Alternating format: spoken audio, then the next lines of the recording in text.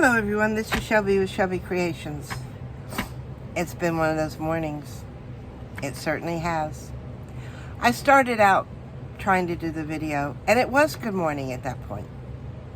It would have been an early good morning. But I did get over my summer cold, and then I don't know what is blooming here lately, but my allergies are horrid right now. Excuse me. And then we've got little Emma, my 4-year-old granddaughter. She's homesick with allergies. So right now it's me, Emma, and my granddaughter, my grandson Caleb, and my son-in-law Scott. We are all plagued with these allergies. So, but what I wanted to talk about with you today is paper.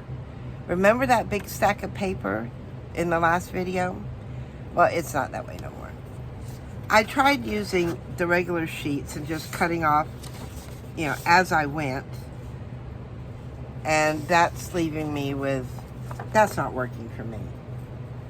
And then the pieces that I end up with end up being, all right, now these I can use, but the rest are strips that probably end up being collage pieces. But I needed to find a way that it would work for me. Now, in most of what I work or do with my journals and stuff, 7x5 is a comfortable size for me. Excuse me. So that's what I did. I took my papers and I started looking at what was on them, especially if there was a design, like this one here. It's got this up here and this down here. And you'll need, actually pull out your sheet. If 7x5 is good for you, or if you'd rather just go 6x6 and cut them down the middle across the center, that's fine. Oh, excuse me. But 7x5 works for me. So that's what I did. I went through all of the papers and I cut some 5 inches wide, which left the 7 inches, because these were all 12x12. But when I did it, I looked at what was on there and how I wanted to use the particular pieces. Like with this one here, I think this was situated, this way. So, I'm looking at this and I can use this, or was it the other way? Yeah, I think it was that way. So oh well, it doesn't matter. So if I'm going to use this, then I can use this as this big, or I can use it this, but this size works with this particular design. Then I'm left with a big sheet of paper that is good for wallpaper. And then the next one was, let's see, how was this? All right, so that was situated that way. And all I did was I cut the two apart like that. And I went through all of my papers, looking at how I wanted to work with them, and tried to get the designs pretty much how I use them. Now with Music Note, you need to decide whether you want your lines going this way or going this way. I prefer them this way. And that's what I did. I went through all those papers. So now I've got 5-inch strips, and I can either cut them at 7, I can cut them smaller. But I have those in a size that is manageable for me. Now something else is in these.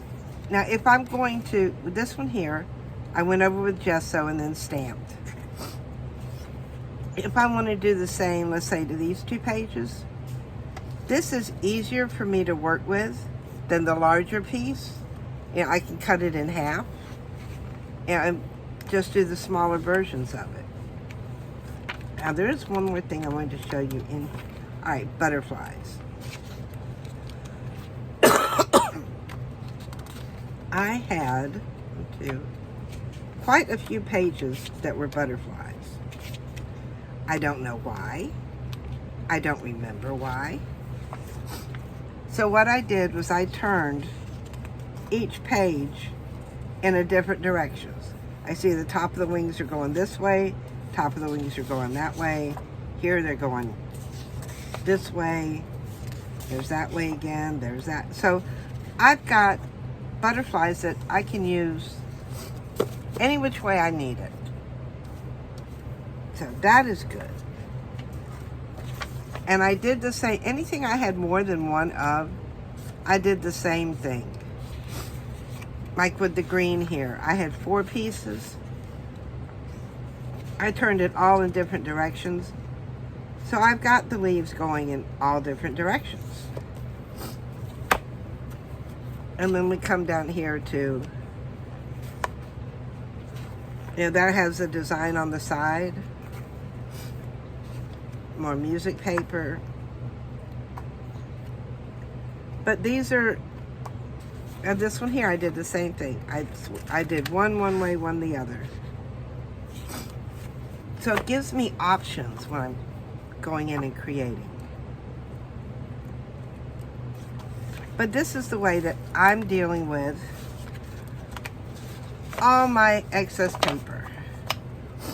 Instead of purging it, getting rid of it, giving it to somebody else for it to be their problem, what I'm trying to do is make it manageable for me so that, I bought the paper, I'm going to use it. What way can I make it work for me? This is my way. Do you have excess paper laying around? Have you gone through your paper to see what you have? Are you even in love with it anymore? I wasn't, but after cutting it down, I'm beginning to like my paper again. Because now instead of just 12 by 12 sitting on the shelf, I've got more stuff to create with, to play with. And there's such a variety here now that it sparks my interest again. It sparks my joy.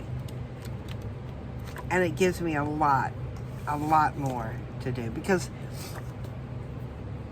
this year for Christmas, we're doing a handmade Christmas. So I've got several